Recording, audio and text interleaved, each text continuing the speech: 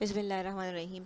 Semantic analyser का last topic जो कि टाइप चेकिंग है, आज हम उसकी बात करने जा रहे हैं। अब तक हमने डिक्लेरेशन, रीडिक्लेरेशन, उसके साथ क्या होता है, रीडिक्लेरेशन कैसे चेक होती है, डिक्लेयर्ड कहाँ कहाँ होता है, फंक्शंस की डेफिनेशन और फंक्शन की कॉलिंग वगैरह, इन सब चीज़ों की हमने बात अलग अलग कर ली है। बहुत सारी सिमेंटिक एनालिसिस की और भी चीज़ें हैं जो कि मैं कवर नहीं करूँगी इन लेक्चर्स में, लेकिन ऑब्वियसली जैसे प्राइवेट है, जैसे पब्लिक है, लेकिन मैंने इनिशियली वो बता दिए हैं कि काम कैसे होता है सिंबल टेबल से। फंक्शंस अब तुम्हारे सामने हैं, ठीक है। तो मैं अब सिर्फ जो बात करने जाऊंगी उससे ये बात करने जाऊंगी कि एक्सप्रेशंस टाइप चेकिंग किस तरीके से करती हैं, कि एक्सप्रेशंस के अंदर टाइप चेकिंग कैसे हो रही होती है। टाइप चेकिंग क्या है? एक्सप्रेशन लिखी हुई, टाइप चेकिंग क्या है कि जब आपके पास कोई एक्सप्रेशन लिखी हुई है, जैसे यहाँ पे इनपुट मेरे पास एक्सप्रेशन लिखी हुई है a+b/c, तो आप ये चेक करें कि हर वेरिएबल की टाइप जो है वो इस ऑपरेटर के साथ अलाउ है कि नहीं है। हो सकता है ए की टाइप स्ट्रिंग हो और बी की टाइप स्ट्रिंग हो, तो उसमें प्लस अलाउ है, लेकिन अगर ए की टाइप स्ट्रिंग है और बी की टाइप इंटीजर है तो उसमें उस प्लस अलाउ नहीं है। दो स्ट्रिंग्स ही और माइनस ऑपरेटर हो तो अलाउ नहीं है, ठीक है। तो ये दिस इज कॉल्ड, ठीक है, this is for type checking, this type checking है। और टाइप चेकिंग के लिए हम पीछे बात कर चुके हैं, कंपैटिबिलिटी के फंक्शन को जनरल हमने बात कर ली थी। कंपैटिबिलिटी का फंक्शन बेसिकली करता क्या है, वो लेफ्ट टाइप राइट, अगर बाइनरी ऑपरेटर के लिए चेक करें तो लेफ्ट टाइप राइट टाइप को लेता है, ऑपरेटर के साथ चेक करता है। और कंपैटिबिलिटी के फंक्शन में है क्या लिखा हुआ, बेसिकली एक लिस्ट है, रूल्स की लिस्ट है पूरी, जिसके अंदर ये लिखा है कि अगर T1 लेफ्ट टाइप, अगर लेफ्ट टाइप इंटीजर हो, राइट टाइप इंटीजर हो तो रिजल्टेंट टाइप इंटीजर है, कि लेफ्ट टाइप इंटीजर हो, राइट टाइप फ्लोट हो तो रिजल्टेंट फ्लोट है, या फ्लोट और डबल हो, या स्ट्रिंग और स्ट्रिंग हो ऑपरेटर के साथ, ठीक है। क्योंकि अगेन सेम टाइप्स का मतलब ये नहीं है कि वो हर ऑपरेटर में वैलिड है। दो स्ट्रिंग्स मल्टीप्लिकेशन में वैलिड नहीं है, दो स्ट्रिंग्स एडिशन पे वैलिड नहीं है, सॉरी एडिशन में वैलिड है, दो स्ट्रिंग्स सब्ट्रैक्शन पे वैलिड नहीं है, दो स्ट्रिंग डिवीजन पे वैलिड नहीं है, मॉड फ्लोट पे वैलिड नहीं है, ठीक है। तो हर ऑपरेटर हर ऑपरेटर सेम टाइप से एप्लीकेबल नहीं होता, इसलिए सारी मैनुअली हम हर एक को हार्ड एंड फास्ट एक लिस्ट या एक पूरे रूल्स बना देते हैं कि क्या अलाउ है, और फिर उसके अकॉर्डिंग कंपैटिबिलिटी फंक्शन उस पर कॉल होता है और आपको बता देता है कि अगर लेफ्ट टाइप ये और राइट टाइप ये और ऑपरेटर ये, तो रिजल्टेंट टाइप क्या आएगी।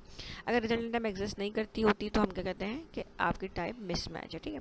तो अगर मेरे पास इनपुट पे a+b/c लिखा है तो सिमेंटिक क्या क्या होगा।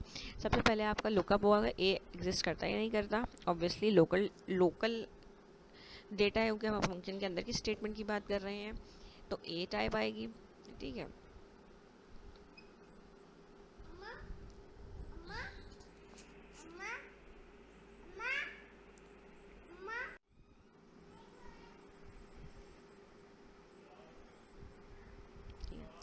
तो सबसे पहले ए, क्योंकि वेरिएबल है उसको लुकअप करना पड़ेगा। ए लोकल वेरिएबल है क्योंकि ऑब्वियसली एक्सप्रेशन असाइनमेंट स्टेटमेंट किसी का भी यूज़ होगी, किसी स्टेटमेंट में होगी, वो स्टेटमेंट हमेशा फंक्शन के अंदर होते हैं, एमएसट्री में होते हैं ना। तो ठीक है, तो ए की टाइप आ गई।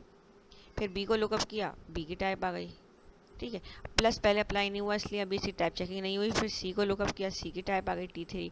फिर बी और सी का मल्टीप्लिकेशन है, हायर प्रेसिडेंस, तो बी और सी के ऊपर ऑपरेटर अप्लाई हुआ, यानी टाइप चेक करा कि T2 और T3 की टाइप मैच करती है कि नहीं करती, कंपैटिबल है कि नहीं, कंपैटिबिलिटी चेक की T2 और T3 की मल्टीप्लिकेशन के साथ। इन दोनों की रिजल्टेंट टाइप T4 में आ गई। T4 की जो इसकी जो टाइप आई वो T1 यानी कि ए की टाइप के साथ कंपैटिबिलिटी चेकिंग हुई प्लस ऑपरेटर के ऊपर, ठीक है।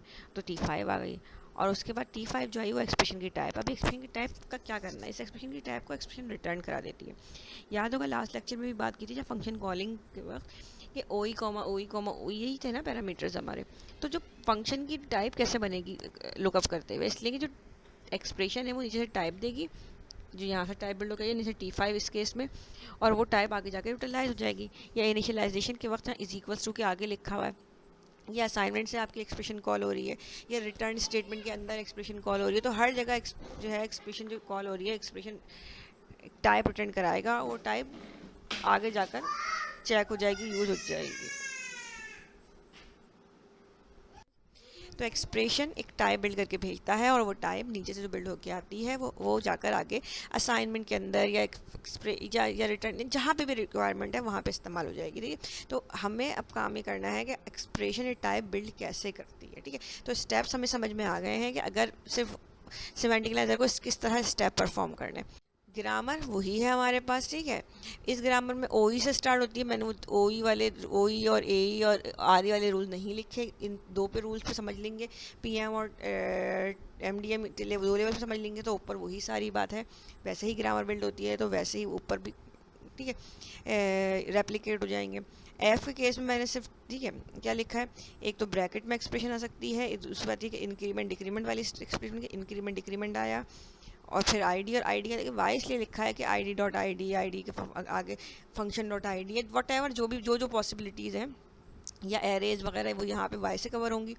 एक्स नल भी हो सकता है, इसका मतलब खाली आईडी है, डॉट भी हो सकता है, या अगर एक्स में अगर ब्रैकेट्स हैं तो वो पैरामीटर लिस्ट यानी कि फंक्शन कॉलिंग भी हो सकती है। तो ये सारी पॉसिबिलिटीज़ है, और आईडी के ये फ्लैश फैक्टरिंग करके आईडी को कॉमन ले लिया, और इंक्रीमेंट डिक्रीमेंट स्टेटमेंट भी हो सकती है। तो ये सब पॉसिबिलिटीज़ हैं जो कि इनसे कवर की जाती है। ऑब्वियसली तुम लोग अपनी CFGs में इनको कवर कर चुके हो, ठीक है। तो अब हम इस CFG को लेते हैं और इससे अपना, ठीक है, तो सबसे पहला काम तो हमने ये किया कि अपने इनपुट से अपना ट्री बिल्ड कर लिया, ट्री, ठीक है। मैं पहले भी बता चुकी हूँ कि जब तुम लोग लेक्चर से पढ़ाई करो तो काम ये करना कि सबसे पहले चीज़ें खुद करते रहो, यानी ये जो यहाँ पे ट्री बना हुआ है, तुम्हारा काम ये है कि इस ट्री को बाद में चेक करना सही है कि नहीं। सबसे पहले ग्रामर इनपुट खुद ऑन पेपर ट्री बिल्ड करो, ठीक है। सबसे पहले अपना ट्री पेपर पे बिल्ड करो, पेपर पे बिल्ड करके चेक करो कि यही है, ठीक है। ट्री का फ्लो पहले समझा चुकी हूँ, लेकिन एक दफ़ा दोबारा समझा रही हूँ। होना पहले B इंटू सी है और फिर A है। ट्री स्टार्ट हुआ ID से, यहाँ से F से ID यानी A की वैल्यू अगर एवेल्यूएट करनी हो तो A की वैल्यू आएगी। पहली वैल्यू सिबलिंग को दी जाती है, क्या पता एक्सप्रेशन यहाँ से जा रही हो, I कुछ भी नहीं है तो वही वैल्यू T डैश ने रिटर्न कर दी, T। तो T बेसिकली एक ट्री है जो एक वैल्यू लेकर आ रहा है which is the value of A। ये वैल्यू ऑफ ए ई के पास नहीं जाएगी, वैल्यू ई डैश के पास जाएगी, और ई डैश के पास जाके ऑपरेटर मिल गया प्लस का। तो अब इसका मतलब ये है कि प्लस का लेफ्ट टाइप तुम्हारे पास ई डैश के पास आ चुकी है जो टी ने उसे दी थी, ठीक है। उसके बाद ये जो टी है, टी दूसरी टाइप लाएगा, जो दूसरी टाइप आएगा तो कंपैटिबिलिटी चेकिंग हो जाएगी, या अगर एवेलुएट करने जाए तो एक्सप्रेशन आ जाएगी। टी दूसरी टाइप कहाँ से लाएगा, टी इस नीचे वाले पूरे ट्री से एक टाइप बिल्ड करके लाएगा। अब नीचे वाला ट्री नज़र आ रहा है, वो सिर्फ एक वेरिएबल नहीं है, पूरी एक्सप्रेशन है। क्या हुआ, एफ से टाइप आई सेकंड बी की, फिर इसको ये टाइप टी डैश हो गई, टी डैश के पास क्या पड़ा है, मल्टीप्लिकेशन, तो मल्टीप्लिकेशन के रिस्पेक्ट से बी लेफ्ट टाइप, बी की टाइप लेफ्ट हो गई। एफ दूसरी टाइप मिली, जैसे ही एफ मिला अब यहाँ पर क्योंकि एमडीएम के लेफ्ट टाइप भी मौजूद है, एमडीएम के राइट भी एक टाइप मौजूद है, ठीक है। जैसे ही दोनों चीज़ें कंप्लीट होती है, कंपैटिबिलिटी चेकिंग होती है, और कंपैटिबिलिटी चेकिंग होने के बाद रिजल्टेंट टाइप आ जाती है। रिजल्टेंट टाइप जो भी होती है वो रिजल्टेंट टाइप आगे फॉरवर्ड कर दी जाती है, क्या पता एक्सप्रेशन चल रही हो, इस केस में नहीं चल रही, तो यहीं से वही रिजल्टेंट टाइप जो B इंटू सी की थी उसने इसको रिटर्न करी, इसके आगे कुछ नहीं है तो इसने इसको रिटर्न कर दी। अब T एक टाइप लेकर आ गया है, ऑपरेटर की दूसरी टाइप भी मिल गई, वो टाइप किसकी है, B इंटू सी की जो रिजल्टेंट टाइप है वो है, ठीक है। तो अब लेफ्ट टाइप यानी ए की टाइप, राइट टाइप जो B इंटू सी की टाइप है, दोनों मौजूद है, ऑपरेटर मौजूद है, कंपैटिबिलिटी चेकिंग हो गई।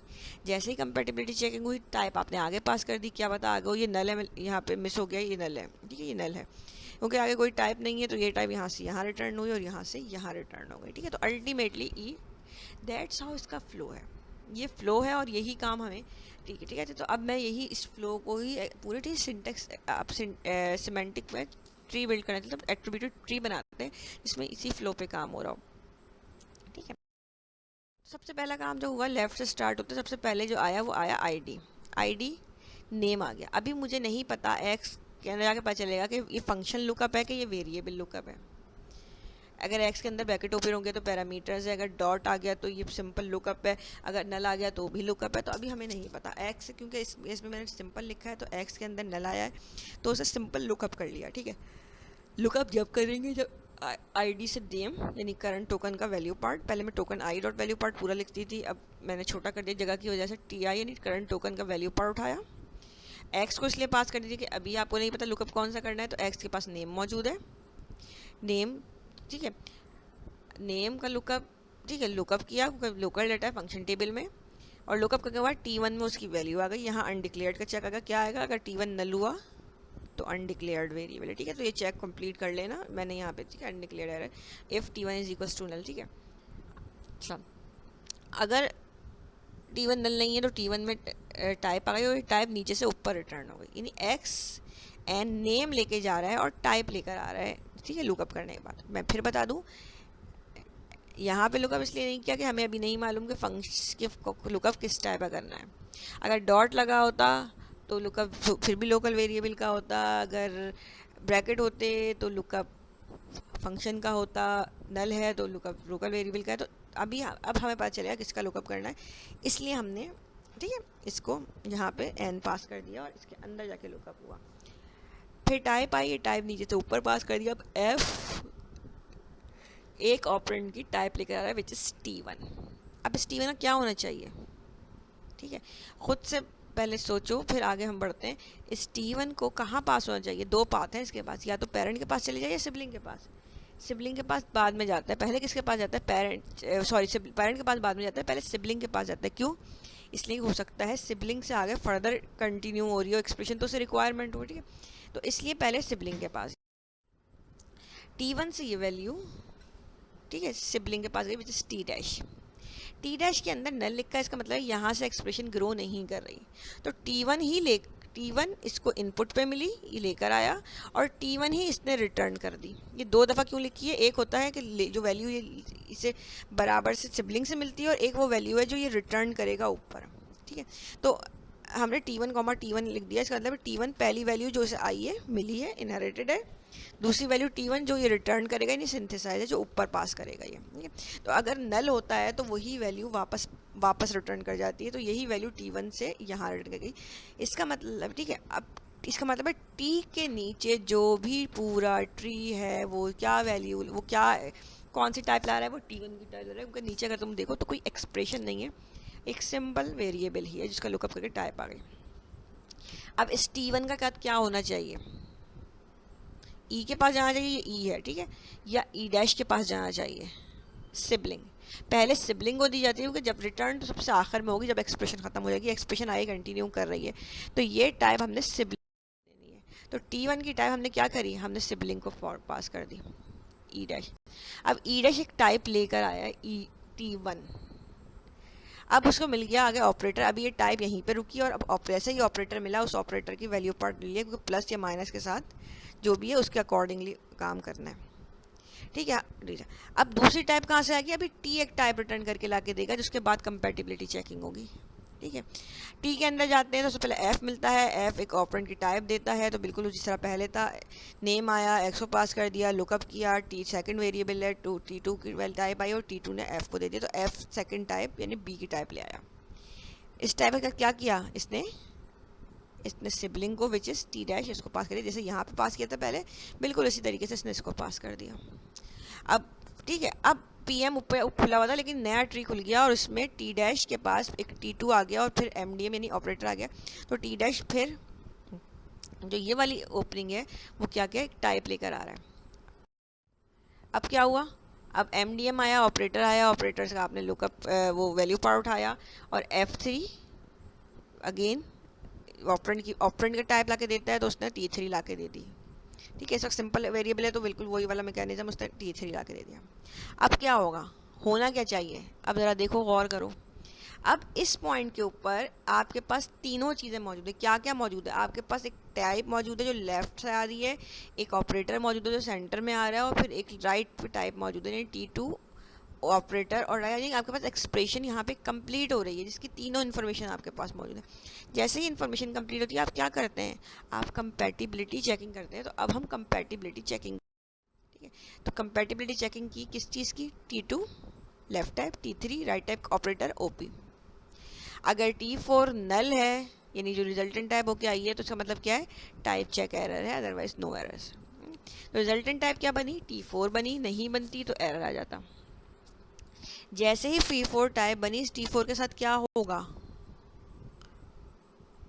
अभी ऊपर नहीं जाएगी, क्यों? क्योंकि आगे T डैश लिखा है, ये अब आके T पास हो जाएगी T डैश को, तो T4 T डैश को पास हो गई, क्योंकि नल है तो यही T4 रिटर्न हो जाएगी, तो ये रिटर्न भी हो जाएगी, ठीक है।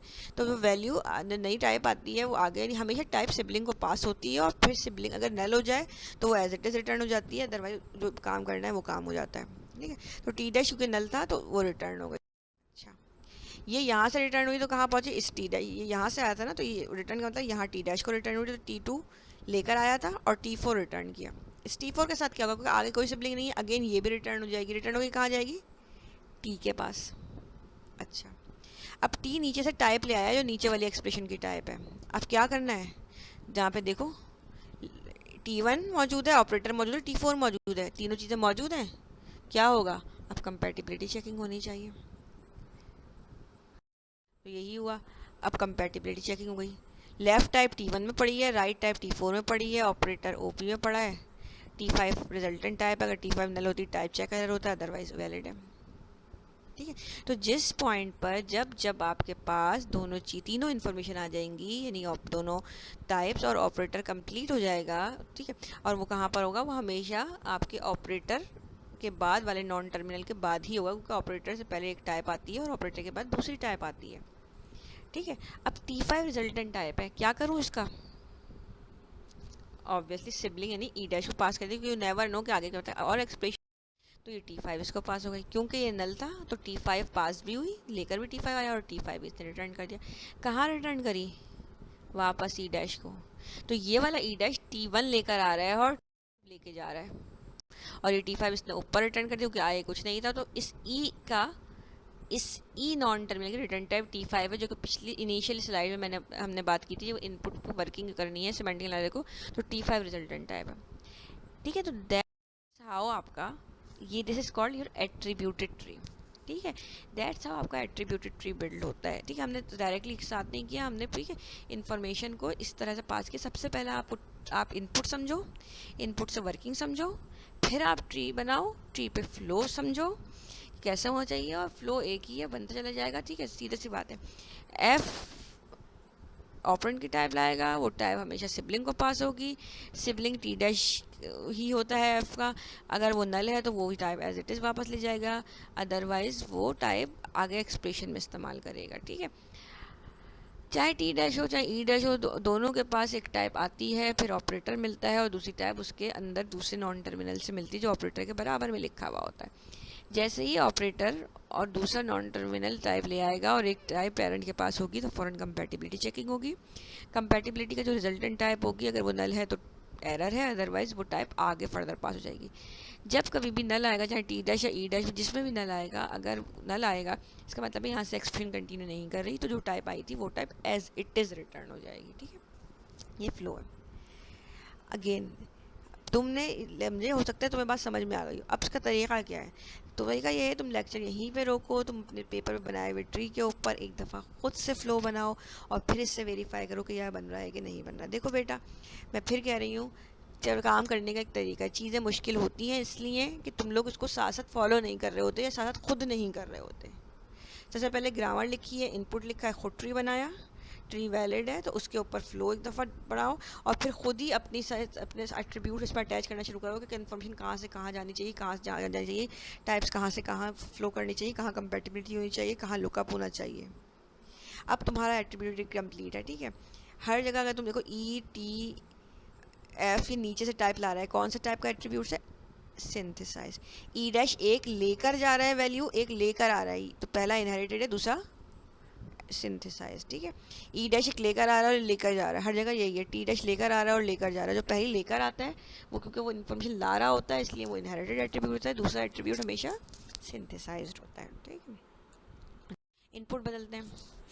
अब वही तीन ऑपरेटर्स हैं, लेकिन पहले मल्टीप्लिकेशन है फिर प्लस है, तो पहले मल्टीप्लिकेशन है तो अब वर्किंग बदल जाएगी।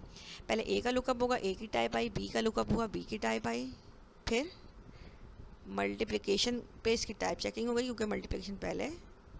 कंपैटिबिलिटी चेकिंग हुई, टाइप T3 आ गई, T3 जो आ गई, अब C लुकअप हुआ, C की टाइप T4 आई, और फिर T3 और T4 पे कंपैटिबिलिटी चेकिंग हुई, और T5 ही इसकी रिजल्टेंट टाइप है। ठीक है, अगेन करना क्या है, नंबर 1 ग्रामर तुम्हारे पास है, तुम्हें सबसे पहले क्या करना है, इसका एट्रीब्यूटेड ट्री बिल्ड करना है। ठीक है, नहीं पहले सिंपल ट्री बिल्ड करना, फिर इस ट्री का एट्रीब्यूटेड ट्री बिल्ड करना। मैं अब इसका फ्लो बिल्कुल मैं समझाने जा रही हूँ, लेकिन अब मैं वर्किंग बिल्कुल वैसे नहीं करूँगी स्टेप बाय स्टेप जैसे पहले की थी, लेकिन मैं आपको एक आइडिया दे दूँगी। ये मेरे पास सिंटेक्स ट्री है, अगेन पहले पेपर में बनाना, फिर वेरीफाई करना। इस सिंटेक्स ट्री के अकॉर्डिंगली ये देख लो, ए फिर टी डैश के पास मल्टीप्लाई बी। कंपैटिबिलिटी कहाँ चेक होगी? कंपैटिबिलिटी यहाँ चेक होगी। क्यों? क्योंकि एफ टाइप दे चुका होगा, पहली टाइप आई, ऑपरेटर आया, एफ से दूसरी टाइप आई, तीनों इन्फॉर्मेशन यहाँ कंप्लीट है। यहाँ कंपैटिबिलिटी पहले चेक होगी, तो पहले ऑफ से मल्टीप्लिकेशन होगी। जो रिजल्टेंट टाइप आएगी वो टी डैश को लेके जाएगा, नल है तो वहीं से वापस करी, फिर टी के पास गई और टी ने ई डैश को दे दी। तो ई डैश के पास जो टाइप आएगी वो कंपैटिबिलिटी चेक होने के बाद जो ए इंटू बी की रिजल्टेंट टाइप है वो आएगी।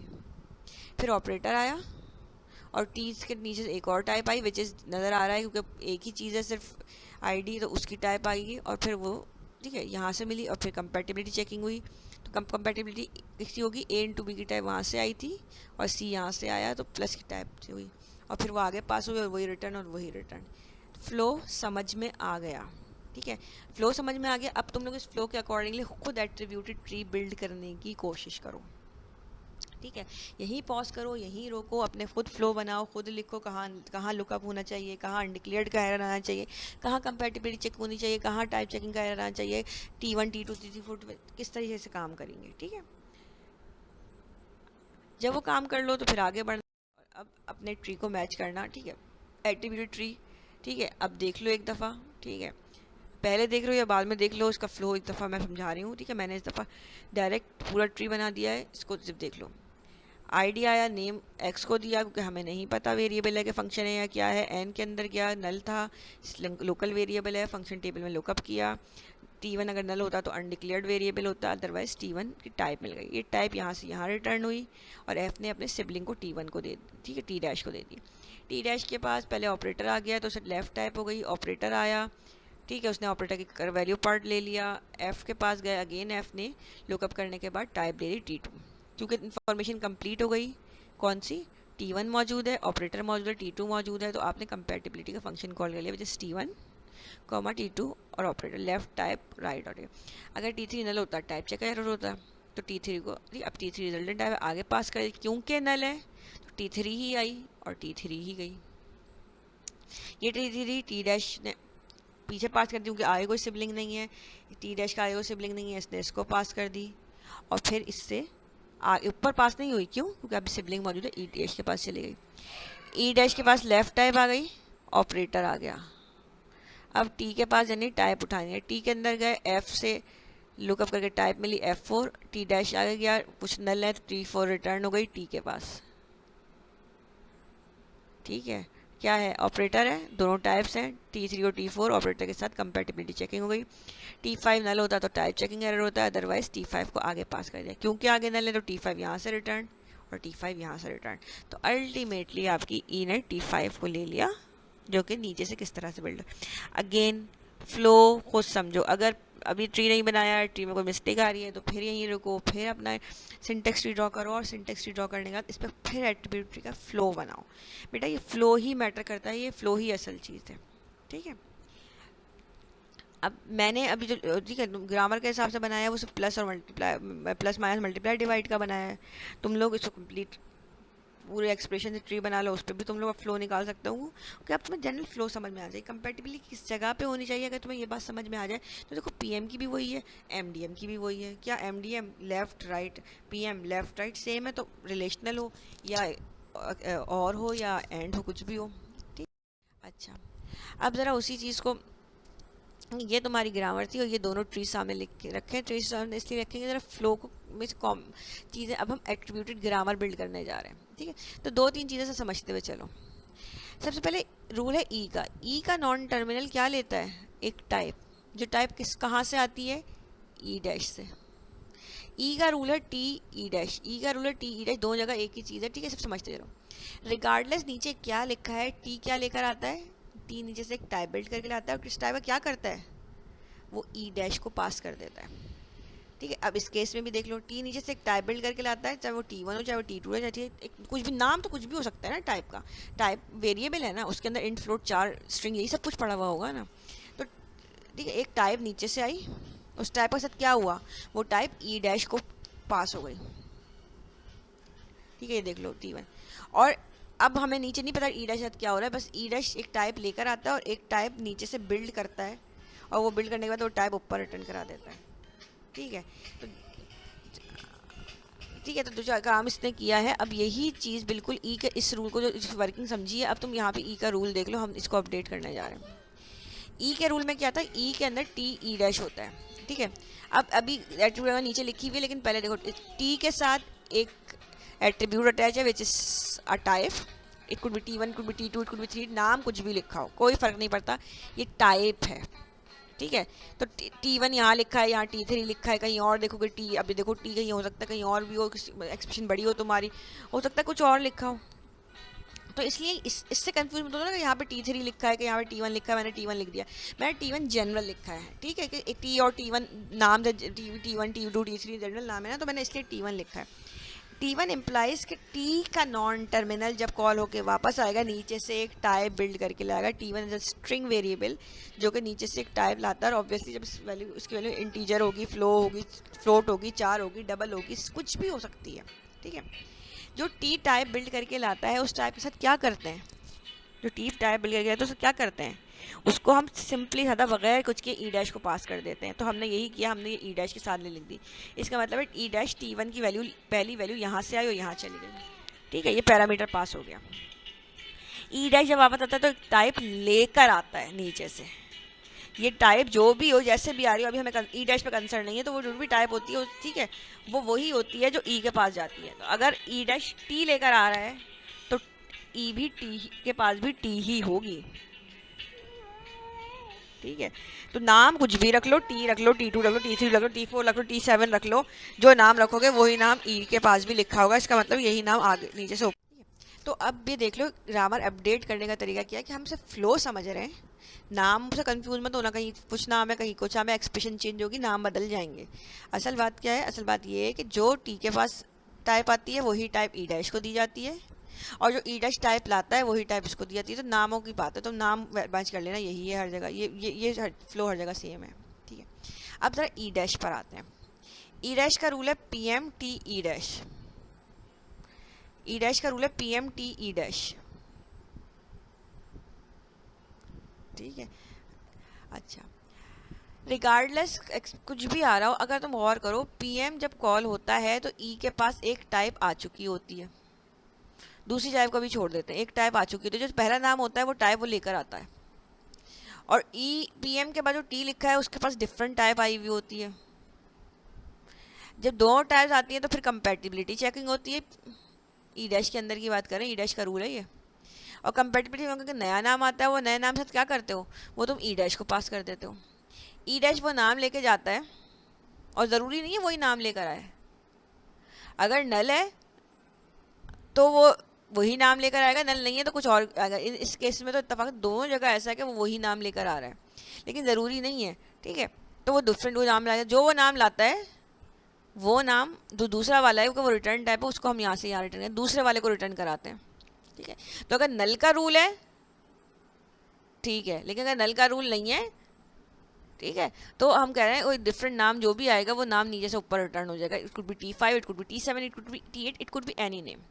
फ्लो समझो, वर्किंग समझो। तो ई डैश के रूल में क्या हुआ, ई डैश के पास दो हैं, ये तो रिटर्न है, इसको अभी छोड़ते हैं, और स्टार्ट में ये है T1 विच इज़ जो वो ई डैश लेकर आया, प्लस माइनस टर्मिनल जैसे आया हमने लुकअप कर लिया, वैल्यू पार्ट प्लस है या माइनस है, ऑपरेटर पता चल गया हमें।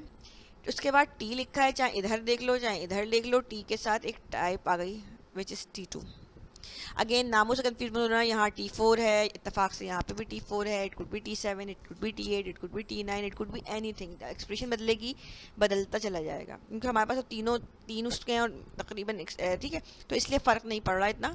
तो हमने जनरल नाम रख दिया T2, तो यहाँ पे भी जनरल नाम रख दिया T1। तो बस इसका मतलब ये है कि ई डैश के पास T1 कोई टाइप आ रही है, T1 is a variable, string variable, इसका इंटीजर फ्लोट 4 कोई भी टाइप पड़ी हुई है, टी के साथ एक टाइप आ रही है जो कि नीचे से बिल्ड होकर आई है, कैसे आई है अभी हमें कंसर्न नहीं है, इसके जो भी रूल होंगे वो बिल्ड करके भेज रहा होगा। जैसे ही दो T1 ऑपरेटर और T2 टाइप कंप्लीट हो गई तो कंपैटिबिलिटी चेकिंग हो जाती है, देख लो यहाँ पे भी और यहाँ पे भी कंपैटिबिलिटी चेकिंग होती है। कंपैटिबिलिटी के लिए पहला जो ई डैश के पास होता है, दूसरा जो टी के पास होता है, यही है, यहाँ पे भी देख लो यही है। तो T1 जो ई डैश के पास था, दूसरा जो टी के पास था, और ऑपरेटर टी नहीं है इनफैक्ट, तो सही कर लेना T3 इज इक्वल्स टू नल है ये, ठीक है, T3 है। अगर T3 नल है तो क्या है, टाइप चेक एरर, ठीक है। तो T3 अगर नल हुआ तो अगर T3 आया तो क्या किया, जो T5 आया था इस दोनों के केस में क्या किया, इसको ई डैश को पास कर दिया। तो इस T3 को हमने ई डैश को पास कर दिया। अब मुझे नहीं पता ई डैश ने दोबारा इसी रूल कॉल कर लिया, नल वाले रूल कॉल के, दोनों पॉसिबिलिटीज़ है ना। तो हम तो जनरल बात करते हैं, वो खुद ही ऑटोमेटिकली वैल्यू आ जाएगी उसके अंदर। तो हमने बात करते हैं कि ई डैश जब वापस आएगा एक नई टाइप लेकर आएगा। वो टाइप वो भी हो सकती है, डिफरेंट भी हो सकती है, कुछ भी हो सकती है, हमें नहीं पता नल है या नहीं है। तो हमने इसका नाम टी रख दिया। जो नाम यहाँ रखा है वही नाम यहाँ पे भी जाएगा, जो नाम यहाँ होता है दूसरा वाला वही नाम यहाँ पे भी होता है, ठीक है। तो ई डैश के साथ जो नाम होता है वही ऊपर ई डैश को रिटर्न करता है। अगेन मैं सिर्फ ट्री से फ्लो समझ रही हूँ, मैं नाम कॉपी नहीं कर रही, मैं वर्किंग समझ रही हूँ, मैं ये समझ रही हूँ कि एरर कहाँ लिखना है, एट्रीब्यूट्स कहाँ लिखना है और एट्रीब्यूट्स का रिलेशनशिप क्या है। लेकिन क्या मैं इसकी वर्क, ठीक है, वो नहीं नाम कॉपी नहीं करी, ठीक है। नाम से कंफ्यूज मत होना, ये पैरामीटर्स के नाम है, ये एट्रीब्यूट्स के नाम है, कुछ भी हो सकते हैं, ठीक है। अच्छा, अब ये तुम कहोगे यहाँ ई डैश का नाम ये, यहाँ ई डैश का नाम ये, तो बेटा कोई फ़र्क नहीं पड़ता। ई डैश दो टाइप्स लेके जा रहा है, ई डैश दो टाइप्स लेकर आ रहा है, तो उसके पैरामीटर लिस्ट में दो टाइप्स है, T1 और T नाम है, वो T3। तो ये नाम है, नाम कुछ भी हो सकते हैं, टाइप मैटर करती है। ये कॉलिंग है, कॉलिंग के वक्त दो चीज़ें फॉलो करनी है, डेफिनेशन भी यही करिए कि दो चीज़ें लेके चलनी है, ठीक है। अच्छा, अब दूसरा रूल था नल। अगर ई डैश नल होता तो उसका मतलब क्या होता है, जो वैल्यू आई है वो वैल्यू वापस चली जाएगी और कुछ मतलब नहीं होता, ठीक है। तो ये तो हमने किया हुआ है। तो अगर ई डैश का रूल नल है तो इसका मतलब है टी के अंदर क्या वैल्यू जाएगी, T1, T1 ही वापस जाएगा, तो T is equal to T1 ही हो जाएगा। तो अल्टीमेटली टी के अंदर T1 की वैल्यू आ जाएगी। मैंने क्या किया, मैंने अपनी ग्रामर से ट्री बनाया, ट्री से एट्रीब्यूटेड ट्री समझा, एट्रीब्यूटेड ट्री बनाया और एट्रीब्यूटेड ट्री से फ्लो समझा है। फ्लो से मैंने इनको अपडेट किया, ठीक है। ई और ई डैश के रूल मैंने तुम्हारे सामने लिख दिए हैं। टी और टी डैश दोनों रूल ई डैश ई और ई डैश की कॉपी ही हैं, सिमिलैरिटीज़ ही हैं, एग्जैक्ट वही हैं, ठीक है। तो इसलिए मैं इसको लिखूंगी नहीं, अगर तुम देखो तो वही है। क्या टी का रूल ये कहता है एफ टी डैश, जो टाइप एफ की आती है वो टी डैश के पास जाती है और जो दूसरी टाइप होती है वो रिटर्न कर जाती है, ठीक है। जो टाइप एफ के पास होती है वो T1 के पास जाती है और तीसरी टाइप होती है वो रिटर्न कर जाती है। जो हमने इसके साथ किया था ये एग्जैक्टली ये रूल इसी तरह अपडेट होगा। तो जब मैं टी का रूल लिखूंगी तो एग्जैक्टली इसी को कॉपी कर दूंगी, टी के साथ टी आएगा और एफ के साथ T1 आया और ई डैश के साथ T1 और टी आया, यानी एग्जैक्टली वही फ्लो है जो जो टी ई डैश का है वही एफ टी डैश का है। और तुम्हें याद होगा हमने ग्रामर लिखते हुए बात की थी कि सिमिलर रूल्स हैं, सिर्फ ब्रांचिंग इसलिए हुई हुई थी कि हमने प्रेसिडेंस अलग अलग करनी थी, वरना वर्किंग तो सेम है सबकी, ठीक है। अब टी डैश का रूल देखो, टी डैश के अंदर भी यही हो रहा है। अगर टी डैश की बात करो, MDM एफ टी डैश या नल, दो रूल होते हैं। MDM में तो ऑपरेटर आता है, फिर एफ के साथ एक टाइप आती है और फिर वो कंपेटिबिलिटी चेकिंग होती है, नई टाइप जो आती है वो टी डैश को दे देते हैं और दूसरी टाइप जो होती है वो ऊपर रिटर्न करा देती है, वो नाम सेम होते हैं। जो काम या नल होता है तो वही रिटर्न हो जाता है, तो जो काम टी डैश में हो रहा है वही काम MDM वाले रूल में भी हो, सिर्फ नाम डिफरेंट है। तो फ्लो एग्जैक्टली वही है, रूल एग्जैक्टली इसी तरह से अपलोड होंगे। तो तुम चाहो तो सेम ही नाम यूज़ करो, ठीक है। आगे मैंने ग्रामर अपडेट की हुई भी है, लेकिन मैं फ्लो दोबारा नहीं समझाने जा रही। अच्छा, सिर्फ एफ का रूल देख लो, एफ ऑपरेंड है जो ऑपरेंड की टाइप देता है। इसमें कुछ ज़्यादा करने का काम नहीं है क्योंकि ऑब्वियसली एक्स और वाई जो है वो अभी हमने नहीं एक्सपेंड किए हुए। सिर्फ ये देख लो होता क्या है, होता ये है कि आईडी का नेम आता है तो वैल्यू पार्ट से नेम उठाते हैं और एक्स को पास कर देते हैं और एक्स दूसरी टाइप लेकर आता है। जो एक्स टाइप लेकर आता है वही टाइप एफ को पास हो जाती है। अगर ब्रैकेट्स में एक्सप्रेशन लिखी हुई है तो जो एक्सप्रेशन के विद इन की टाइप होती है वही ब्रैकेट लगाने के बाद भी होती है, तो वही टाइप ऊपर चली जाएगी। एक्सप्रेशन इटसेल्फ नीचे टाइप बिल्ड करके ला रहा है, जो अभी हमने बात की। अगर इंक्रीमेंट डिक्रीमेंट का रूल है तो देखो, इंक्रीमेंट डिक्रीमेंट ऑपरेटर है, टाइप चेकिंग होनी चाहिए, लेकिन ये यूनरी ऑपरेटर है तो आपने ऑपरेटर लिया कि इंक्रीमेंट है या डिक्रीमेंट है या वॉट एवर। फिर आपने आईडी का नेम उठाया, वाई में नेम पास किया क्योंकि लुकअप है तो आईडी लुकअप होगी। अगेन वाई डॉट है या नहीं है या जो भी जिस तरह लुकअप करना है, लुकअप हुआ उसके अंदर जाके, और वाई ने अल्टीमेटली एक टाइप दे दी जो आईडी की टाइप थी। जिस तरह एक्स ने दी होगी उसी तरह वाई ने भी लुकअप करने के बाद एक टाइप दी होगी जो आईडी की टाइप है। अब तुमने आईडी की टाइप आने के बाद ये चेक करना है कि क्या वो इंक्रीमेंट डिक्रीमेंट के साथ कंपैटिबल है, तो कंपैटिबिलिटी चेक हुई, ठीक है। यूनरी ऑपरेटर्स की के ऊपर जब टाइप अप्लाई हो, सेम टाइप के ऊपर सेम ही टाइप रिटर्न हो जाती है, ठीक है। तो इसलिए मैंने इसका नाम चेंज नहीं किया, वरना T1 और T अलग अलग भी कर सकते हो। तो टी इसने टाइप जो आई वो कंपैटिबिलिटी ऑपरेटर है चेक की और उसने टाइप ही रिटर्न करा दी। मैं फिर कह रही हूँ यूनरी ऑपरेटर्स यूजुअली जब अप्लाई होते हैं एक ही ऑपरेटर पर होते हैं, तो जैसे बूलियन है नॉट तो वो बूलियन ही रिटर्न करता है, प्लस प्लस है तो वो इंक्रीमेंट, अगर इंटीजर है या फ्लोट है तो वही टाइप रिटर्न करता है। यूजुअली यही सारे सिनेरियोज होते हैं, इसीलिए हम ये कह रहे हैं कि टी कंपैटिबिलिटी चेकिंग हुई और टी में ही रिटर्न हो गया। अगर टी में नल रिटर्न हुआ है तो इसका मतलब टाइप चेक एरर है, अगर नल रिटर्न नहीं हुआ तो इसका मतलब है वैलिड है। ठीक है, अब एक्स और वाई को मैंने एक्सपेंड नहीं किया है, वो वही वाली बात फंक्शन कॉलिंग की हम बात कर चुके हैं। फंक्शन कॉलिंग के लिए वो पैरामीटर ले चुके, उसका लुकअप होगा। सिंपल नल होता है तो उसका रूल मैंने लिख दिया, उसका सिंपल लुकअप होगा। लेकिन अगर डॉट है, डॉट आया तो डॉट से पहले सिंपल लुकअप होगा और डॉट के बाद जो लुकअप होंगे फिर क्लास, ठीक है, क्लास टेबल के रिस्पेक्ट, जो भी क्लास के रिस्पेक्ट से होंगे। ठीक है, फंक्शन का लुकअप है। तो ये सारे, अब ये चीज़ एक्स और वाई के नॉन टर्मिनल है, ये तुम्हें अपने हिसाब से कंप्लीट करना है। तुम लोग CFGs लिख चुके हो, उन्हीं CFGs को तुम्हें अपडेट करना है। एक्सप्रेशन का फ्लो मैंने बता दिया है। कंप्लीट एट्रीब्यूटेड ग्रामर तुम्हारे सामने। ई और ई डैश और एफ के रूल मैं डिस्कस कर चुकी हूँ। टी के रूल देख लेना, एज इट इज़ इसकी कॉपी एज इट इज़ है। अब पहला काम है तुमने ये करना है कि ऑब्वियसली तुमने इस ग्रामर को समझ के खुद से अपडेट करने की कोशिश करनी है। अच्छा, फ्लो समझ लो, अगर फ्लो समझ में आ गया तो तुम्हें समझ में आ जाएगी ट्री से फ्लो समझना। अब इस ग्रामर को OE तक कंप्लीट करो। जब OE तक कंप्लीट करोगे तो ई के ऊपर आर ई के ऊपर AE और AE के ऊपर OE के नॉन टर्मिनल्स थे। अगेन तुमने कोई, अगर तुम सिर्फ वो होते थे नकल के लिए अक्ल चाहिए थोड़ा सा, बस वो वाली बात है। फ्लो एग्जैक्टली वही है, वर्किंग एग्जैक्टली वही है, वही सिमिलैरिटी है, तुम्हें कुछ भी करने की ज़रूरत नहीं है। तुमने सिर्फ इनको प्रॉपरली कॉपी पेस्ट करना है उन रूल्स के ऊपर, इन सिमेंटिक्स को। ठीक है, लेकिन अपनी वर्किंग के लिए फ्लो अगर बेहतर ये है कि पूरी एक्सप्रेशन का एक ट्री बना के उस ट्री के ऊपर मुख्तलिफ ऑपरेटर्स लेकर उसका फ्लो ज़रूर करने की कोशिश। अच्छा, यहाँ तक आते आते हमने एट्रीब्यूटेड ट्री, टाइप चेकिंग, इन सब चीज़ों की बात कर ली है हमने। अपनी एक्सप्रेशन की अपनी एक्सप्रेशन की CFG को एट्रीब्यूटेड ग्रामर में कन्वर्ट कर लिया है। अच्छा ठीक है, अब जैसे मैंने बताया कि आपके टी और ई वाले रूल्स अगर तुम तो देखो तो एक्जैक्टली सिमिलर है। हमने एक को अपडेट कर लिया तो बाकी ऑटोमेटिकली खुद ही अपडेट होगा, एक्जैक्टली वही कॉपी पेस्ट ही है। अब सिमिलरली तुम्हारा काम ये है कि तुम्हारे पास वो कंप्लीट ग्रामर है जो OE से स्टार्ट होती थी, OE, उसके बाद AE से RE और RE से E। तुम्हारे पास ऊपर तीन नॉन टर्मिनल्स हैं, उनके अपने रूल हैं। तुम्हारा काम ये, जिस तरह तुमने इन दो रूल्स को अपडेट किया एक्जैक्टली तुम उनको भी करोगे। ठीक है, सिर्फ वही कॉपी पेस्टिंग कर लिया, लेकिन बस वो नकल के लिए अकल वाली बात है थोड़ा सा, कि तुम्हें बस देख कर थोड़ा कॉमन सेंस यूज़ करते हुए लिखना। वो ये कुछ भी नहीं करना, कोई नई चीज़ नहीं, कोई नई लॉजिक नहीं, सिर्फ सही नॉन टर्मिनल्स के ऊपर सही नाम लिखना है। तो तुमने अपनी एट्रीब्यूटेड ग्रामर वो कंप्लीट करनी है जो तुम्हारी एक्सप्रेशन की, जो कंप्लीट एक्सप्रेशन ग्रामर है OE की। ठीक है, अच्छा पहला काम ये और दूसरी काम ये कि तुम्हारे पास सामने एक एक्सप्रेशन लिखी हुई है, जैसे सिंपल एक्सप्रेशन। तुम्हारा काम सिंपल एक्सप्रेशन के साथ सिर्फ वही सिंपल इसका एट्रीब्यूटेड ट्री बनाना है। You need to build a first syntax tree and then make it an attributed tree. पीछे एट्रीब्यूटेड ट्री की पूरी डिस्कशन हुआ है, बस उसको सामने रखो और उसको देखते हुए इसका एट्रीब्यूटेड ट्री बिल्ड कर दो। ये तुम्हारे 2 टास्क हैं, ठीक है, जो तुम्हें करने हैं। बेसिकली फर्स्ट टास्क तो कोई टास्क ही नहीं है, वो तो सिर्फ तुम्हें ठीक है, मैंने कहा कॉपी पेस्टिंग वाला काम करना है। ये तुम्हारा बेसिकली टास्क है, प्रॉपर ट्री बनाना। ट्री बनाने के लिए पेज, वो जो तुम्हारे रजिस्टर पेजेस होते हैं ना, तो बीच वाला सेंटर का पेज लेना और पूरा ट्री एक्सपेंड करके बनाना, ताकि सही से आपके अच्छा सा ट्री बने। और फिर ये कि दो, जिस तरह मैं पहले बताया, 2 कलर हमेशा सूट करते हैं पेपर पेंसिल बनाने में। एक कलर से पे बना दो, दूसरे कलर से उसके एट्रीब्यूट लिख दो, तो सब पढ़ना आसान हो जाए।